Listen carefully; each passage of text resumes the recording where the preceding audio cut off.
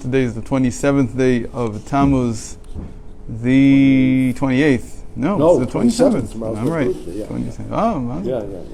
Kafchet. Koyach. Koyach. I told you that's the imaginary birthday of the Maggid of Mezrich. Is it Koyach? I explained it to you, I think, last year. I'll explain it again tomorrow. We don't know when he was born, but we surmise that he was in Kafches. I'll tell you why. In any case, and it's the 23rd of July. So, we're nearing the end of chapter 5.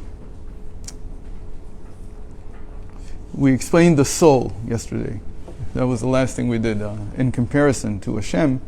So we said the soul also is the same way, that it itself, its essence is life. And this extends into the body. And the body receives all of its life force from the soul. But the soul itself is not diminished because of it. The soul giving life into the body doesn't make the soul any less of a source of life. We said, though, that there is some let's call it excitement that the soul gets. It's excited, meaning it's aware of what happens in the body. It has this ability. Whereas with Hashem, it's much more complex. What does it mean exactly that He knows what's going on? Right? Does the soul know what's going on in the body? That's like the question. So it does. So I said the soul is excited by it. Okay. So that doesn't mean that it necessarily knows what's going on. Yes. Different. Because excitement means to be excitation, activated in some way, is because certain events activate it. Certain events is the wrong word. Certain states of the body will activate the soul. But it doesn't necessarily mean that the soul is always aware of everything that's going on in the body. In a strange way, we say the same thing about Hashem. We say that Hashem can know, but He knows in a way that is not activating. It doesn't necessarily change anything in Him.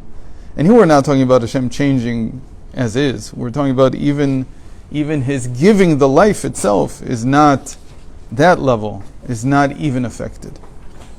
But because we see that when Am Yisrael when the Jewish people were in Egypt, it says after they only started crying out, after 210 years, they started crying out.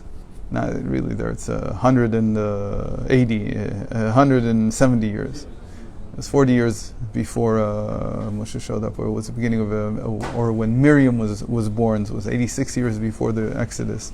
In any case, it says they cried out, and then Vayedai Elokim, and then Hashem knew. So the whole time He didn't know. He knew, but there was no activation from it. Meaning it's a knowledge that, in the same way that I know right now, thank God my hand is very well, so I know I have a hand, but I don't care.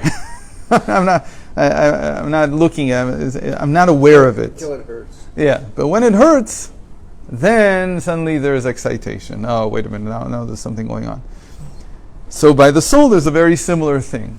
That at some level there's an excitation. He didn't mention this. I'm just mentioning this from other places where this is discussed. Just to ask a question, simple question: why did they fall into slavery there, into bondage? What was the big? They came as free people.